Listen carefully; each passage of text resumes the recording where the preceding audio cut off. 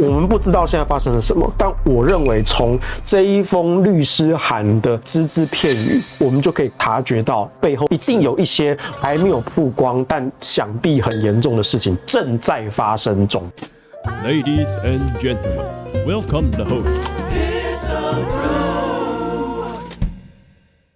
马英九的大姐马颖南发了一个声明，非常的严厉。他就说，查有关马英九先生申请辅助宣告事件，客由台北地方法院家事法庭审理中，核先续名。那按上开申请事件，已经委任律师具状向法院申请程序监理人，确保马先生所有签署的文件等非在为意思表示、受意思表示或辨识该意思表示。中间这个比较文言口语哦，大致上就是说，马英九现在签的所有文件，他表达的意思真的是他的意思吗？我们要打一个问号。所以如果他表达这个意思的能力是显有不足而签这个名的，那就不应该升其效力哦，你就不能够要求马英九本人去负责。那更免第三人哦继续对外利用马英九的名义，遂行各项不必要之法律行为之活动，亦且遭人欺骗而动之不必要花费等。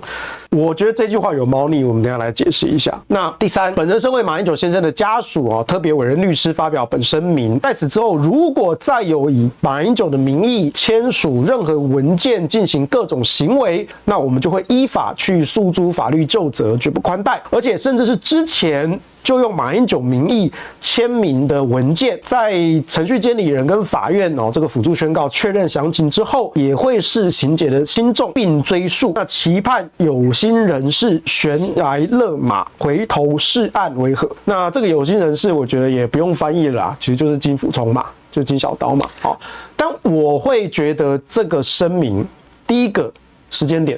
马英九基金会这个事件最后就上一次你在新闻上看到的是金溥聪说好，那我就去地检署提告咯，那一切就交给检察官侦办，然后就没有了。那是最后一次金溥聪跟马英九基金会的对外公开发言，后续这几个星期好像就没有再看到这件事的动静了。那我们以为这件事情可能就这样子暂时画下一个逗点。那或者说前阵子我们请德维哥李德维在上历史没话说我们节目有做一集专访但是德维哥他讲的也是回顾之前的过程中他去澄清一些细节那说真的其实也没有影响到后续的他只是在回顾之前的这些细节，他做一些澄清而已了。好，那我们意外就是说，在这一周马颖南，因为他之前已经取得周美青的授权，就是马英九的老婆已经授权给马颖南代表马英九的家属统一发言所以这次周美青不用出来讲话，就是马颖南。可是马颖南发这个律师函声明有几点我觉得是很奇怪的。第一个，他发这个律师声明一定是这一段期间这几个星期有人好啦，就是金溥聪啦，金溥聪又在私底下搞了什么事，让马家人觉得不行我已经告诉你不可以了，你还给我搞小动作，所以呢赶快委任律师发声明函说我们已经申请法院辅助宣告了，现在马先生的认知行为能力是要打一个问号的。那他签的所有文件不一定具有法律效力，所以你们现在不要压着马英九签东西，你们压着他签东西，以后我们就完全依法追究。所以一定是这段时间金溥聪压着马英九签了什么或做了什么，是才导致了马家人要特别找律师用律师函的方式发声明。第二个，你可以看声明函的第2大段的后半段，避免第三人继续对外利用马先生名义，注意看遂行各项不必要之法律行为与活动。我觉得活动就算了，什么叫不必要的法律行为？大家注意这4个字，法律行为。一个成年人，一个组织，一个基金会的董事长，哪一些是会被称之为法律行为的？不外乎就是财产跟产权。这当然不只是他个人资产，还包括他基金会的资产。所以我觉得这个地方就是你是不是压着马英九的名义在动基金会的资产，这才叫法律行为啊！因为如果说只是说跟马英九互动来往，这不叫法律行为，那就是你私人关系嘛。那你马英九要跟金溥聪好来好去，好啦，这个我没有办法阻止你，因为马英九可能就他现在他真的可能相信金溥聪，但我们这不叫法律行为。什么叫法律行为？我相信是跟基金会的产权有关的法律行为，所以这里用这个字，尤其是后面那一句写得更重，遭人欺骗而动之不必要花费。那不就呼应我刚刚说，什么叫身为一个基金会董事长，什么叫法律行为？他一定是动了基金会的资产。那后面那句话也是，亦或，而且你如果说没有中间这个字，亦或动之不必要花费，感觉还比较中性嘛。对，就说现在基金会都暂停哦，你不要给我再来报账哦，不要这边多编一些什么预算开销，都不要，都先停下来。所以这叫先不要动之花费哦，我觉得这还可以理解，这比较中性一点。不是哦，他写法很严厉哦，遭人欺骗而动之不必要花费，就是他说的是。你们现在就是有人在骗马英九，只是我们不知道这几个星期金溥聪私底下又对马英九跟马英九基金会动了什么手脚。那我相信他们私底下马家人啊，或者是马英九基金会那些董事们，大概可能有掌握到一些东西，发现说，不行，现在这一些人还在把持着基金会，金溥聪还在把持着戴霞玲，还在把持基金会，还在乱搞，还在骗马英九签这个签那个，还在转移基金会的资产，想要把钱包弄到谁的口袋。不行，所以他们赶快出来处理。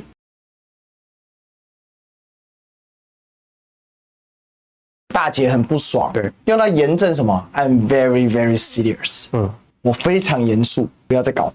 因为金溥聪真的是在马英南头上动土。当金溥聪决定撕裂马英九跟马英南的时候，这件事情已经没有挽回的空间了。第二个，再来说就是说，不能现在利用架空他的方式去搞事情，结果你继续什么叫第三人根续对外利用马先名义进行各项不必要的法律行为，什么意思？马英南对于金溥聪利用马英九去提告萧旭成跟王光慈非常不爽，一招他人欺骗且动之不必要花费，什么意思？至少律师费已经出去了。再来，资本人身为马英九先生之家属，特委律师发表本件声明，什么意思？正主宣誓啊！你金溥聪是家人吗？你金溥聪是谁啊？你干马英九干你屁事啊！我觉得马英南是不愿意讲难听话，所以用法律声明。你知道马办有回应？马英九基金会17号就今天回应对声明感到非常遗憾强调目前绝对没有任何人未经马英九本人亲自同意利用名义进行不必要的行为或发布讯息。但是马以南马家人的主张就是马英九本人现在的认知能力是需要被宣判ful固宣告的。那马英九基金会说我都有经过他本人同意哦，他本人的行为能力有问题的，我有经过他本人同意哦，就这样子好。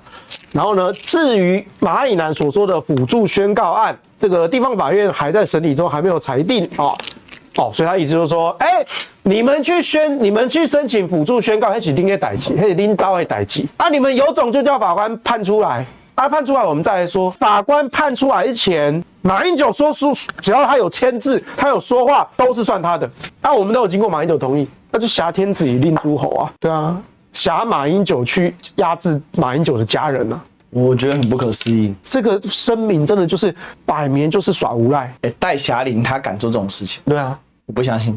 这已经金溥聪啦，怎么可能戴霞玲？这一定金溥聪啊！戴霞玲不觉得很后悔吗？上这条船，他们已经选边站了啊！他有种就像高华柱一样辞职不干嘛。因为原本是高华柱要接那个代理执行长嘛，然后高华柱弄了2个星期，发现说这个水太深了，他不干，高华柱不敢玩了。对啊，他就退出啦。你戴霞玲有种就像高华柱那样子啊，对不对？没有啊，戴霞玲他就是要站队金溥聪啊，同流合污啊，这是他的选择啊，这没有什么好可惜的他们在操纵一个资讯落差。在前阵子这个事件正在烧的时候，当时我有点出来一个关键：马英九的家人向法院申请辅助宣告，这是一个程序的启动。其中一个准备就是去年家人已经拿到了医院的初步证明、初步诊断，说马英九本人是失智的，他的认知能力是有问题的。他他是先拿到了医院证明，家人才能够用这个医院诊断去向法院申请法律上的效力认定。可是当初选择站队金溥聪的那一帮名嘴跟粉丝，他们刻意的忽略这一点，他们就是要说哦，没有哦，这个健康归健康，司法归司法，讲了一个好像是哦，马家人觉得，只是马家人觉得马英九怪怪的，所以马家人好像在一个什么证据都没有的情况下，就跟法官说：“法官大人呐、我家的马英九认知能力有点问题了呀，法官大人你来判一判呐。”那一帮人是故意用这种形象，但是不是这样子的，不是。如果你们真心为马英九着想，你们难道看不出来马英九的认知能力真的出问题了吗？我就觉得很过分，你们在几个月前就知道马英九的健康状况出问题了，结果你们在事件爆发的时候，你们还有脸在节目上大喇喇的说，我觉得马英九很正常、很健康啊。问题是，对萧王的司法指控，就是源自于马英九的记忆力是不是出了问题？他们一直在回避这一点，他们想要把它分开处理，然后你们可以在节目上公然说谎。你们到底在帮马英九还是在害马英九？所以马英九基金会今天还在用这个态度去欺骗社会大众，然后你基金会今天还敢讲这种话？我告诉你，我现在在观察一件事情啦。今天基金会还敢出这个无赖的声明，我就看接下来这几天，前阵子帮忙洗地的那一帮造谣洗地仔，要不要继续帮基金会护航？我们下次来解析，我就要看这一群洗地造谣仔，媒体人可以堕落到什么程度。哦，请大家帮这个忙，帮我盯一下。其实我说真的，马英九基金会这样还在搞，我真的很佩服他们。真的这一题，我没有想到马以南都气到这种程度，他金溥聪到底要疯到什么程度？非把马英九弄到彻底的社会性死亡加晚年完全动弹不得，他才高兴吗？这是我不能理解的，真的很坏。不过这一次我跟你讲，有一个好笑的，我去查了一下赵少康这件事，完全不说话。可以，识时务者为俊杰，可以。之前不是很挺？对啊，这个是塑料兄弟型吧？对啊，没有他发现那个节目收视率腰斩嘛，他得罪不起啦，他说着他那一次大内伤啦，真的可以啊，我觉得也可以啊，你会痛就好。你知道你做错事就好，可以，你闭嘴，我也不会整天想要去追杀你什么的，我没有那么多闲时间。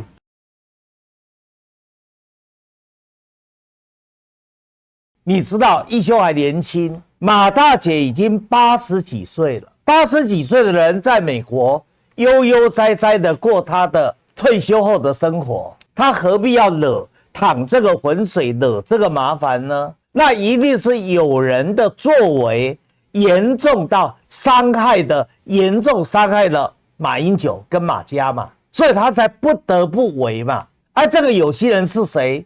你知道，马大姐是在马鹤龄跟秦后修传统的教育下长大的，往往留人留一线，一般来说不直接点名，他认为这样子已经够了。重点他是要警告那个有心人，那这个有心人是谁？很简单啊，有人还说有心人是金小刀或萧旭岑，不会是萧旭岑嘛？萧旭岑在这个事件的风波里面，很明显跟马大姐跟周美青是站在一样的阵线嘛，所以马大姐指的有心人就是金溥聪，就金小刀嘛。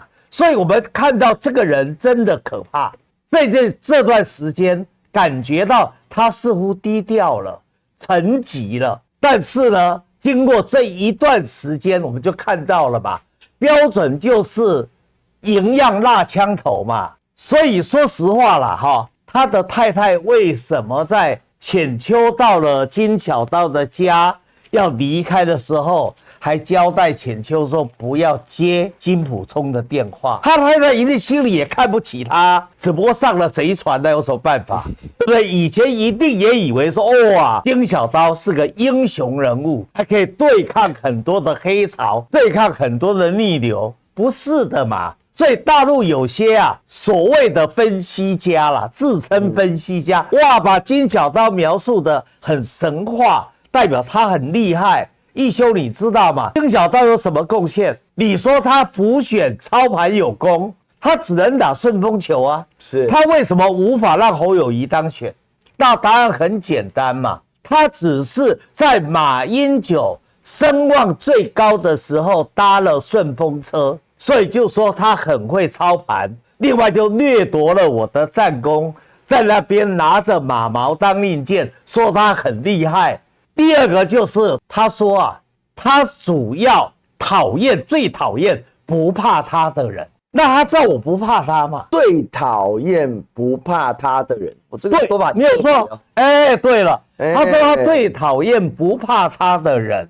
好，那代表说他认为每一个人看到他都应该俯首称臣，都该怕他，让他能够不战而屈人之兵，能够臣服于他的威慑力。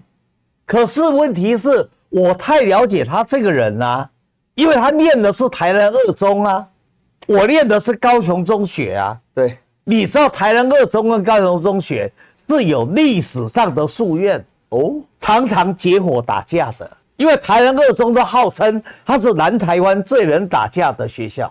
哦，好，那我就是不服气啊，所以我们常跟台南二中干嘛。我现在回忆起来，当时有一个孙啊躲在墙角的那个，应该就金小刀了。所以他不是什么大太保、大混混，他是小太保、小混混，或者说他是小混混、小太保的跟班嘛，不入流的跟班嘛，他也只能骗马英九这样的人呢。那也因为他这个心理上的疾病嘛，所以才造成今天国民党由盛转衰嘛。国民党由盛转衰的关键，当然就是金小刀的这个变态的性格嘛。那问题是马英九怎么会相信这样的一个人呢？然后把这个人当成是他理想中的人物。马英九不是讲吗？他自己讲过，他说啊，他小学的时候2年级就开始迷上了武侠小说。结果他爸爸马鹤龄知道他看武侠小说很生气，就不让他看。好，这代表什么意思？代表马英九从小就在幻想自己是武侠小说里的那种英雄人物嘛。可是他做不了啊，因为他没有这个英雄人物的本质啊。所以当他遇到了金小刀的时候，他就觉得，哎呀，这不就是我从小幻想形成的偶像跟目标吗？所以就把他所有的爱倾诉到金小刀的身上嘛，所以才形成了马金体制嘛。那萧继成跟我讲，萧继成说有一段时间马英九不要金小刀了。萧继成这个看法，我现在从事后来检讨，有偏差哦。是金小刀先丢了马英九的。马英九2016年下台以后，金小刀就离开他了，离他而远去啊。那金小刀离他而远去，是金小刀看清楚马英九不再是他的护身符，不再是能够让他狐假虎威、拿着马毛当令箭的对象了，所以当然要早一点离开嘛。而马英九为什么有一段时间告诉萧继成他要跟金切割了？萧继成也没有说谎，马英九确确实实当时有这么说，因为马一直依赖金小刀，而金小刀不要他以后，马就觉得孤单凄凉，就好像是当年《浪花池》里面的林黛玉一样嘛，在那边顾影自怜嘛。说是马要跟金切割，其实不是，是金离开了马，这是我的判断啦。老师刚才这个分析太有意思了，因为大家就是会觉得说，为什么马英九会这么信任金溥聪？即便他姐姐都介入了，他依然在他现在的状况很不好的情况之下，那这个状况的退化，其实会更显他原始的样态嘛。所以我觉得刚刚老师的解析倒是挺有意思的。你知道一开始魏忠贤搞不了大害的啦，因为他是一个不学无术、没念过书的无赖嘛，所以他到刚好东林党跟崔成秀基本上他应该属于浙党，浙江的浙党。当时朝中有3个党：齐党、楚党跟浙党。崔成秀就是浙党，而崔成秀呢，也因为手脚不干净、贪污的问题，东林党要弹劾他，所以崔成秀无路可逃，所以只好投奔魏忠贤，拜他做干爹，做他的干儿子。但是崔成秀毕竟他是皇榜下的状元，好，另外还有个徐显纯，后来做北政府司的徐显纯，徐显纯也是万历年间的进士啊，两个都是有学问的人啊。你知道有学问的人为恶啊，那才是可恶啊，那才厉害啊！因为那些有读过书的人、学问好的人，要为恶的时候，还可以掰出一大堆的冠冕堂皇的理由跟故事，对，把你罗织入罪啊！所以在金的旁边一定也有一些像崔成秀这样的人嘛。这叫做呢有阉宦无阉党，那伤害可控。对，那如果呢有阉宦又有阉党，那这个就是无尽黑暗。对啊，没错啊，没错，是。